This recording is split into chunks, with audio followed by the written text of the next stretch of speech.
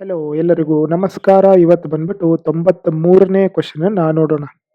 Who among the following are members of the jury to select the recipients of Gandhi peace price?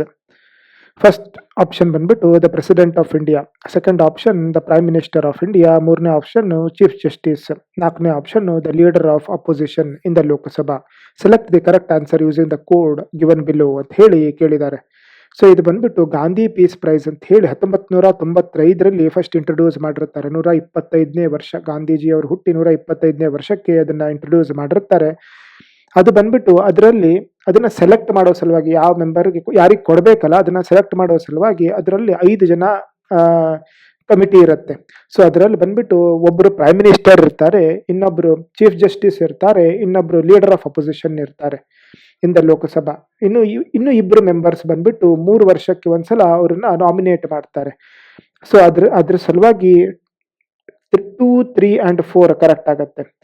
So answer ಬಂದ್ಬಿಟ್ಟು C ಆಗುತ್ತೆ, 2, 3 and 4. ಇದನ್ನ ಇಲ್ಲಿ ನಾವು news ನೋಡ್ಬೋದು. ಇಲ್ಲಿ Venkaiah Naidu nominated jury members of Gandhi peace prize, ಇದು October 2023. So ಇವ್ರನ್ನ ಒಬ್ಬರು ನಾಮಿನೇಟೆಡ್ ಮೆಂಬರ್ ಆಗಿ ಸೆಲೆಕ್ಟ್ ಮಾಡಿದ್ರು. ಆದ್ರಿಂದ ಇದು ನ್ಯೂಸ್ ಅಲ್ಲಿ ಇತ್ತು. ಸರಿ, ಹಾಗಾದ್ರೆ ನೆಕ್ಸ್ಟ್ ಕ್ವಶನ್ ನಾಳೆ ನೋಡೋಣ. Thank you.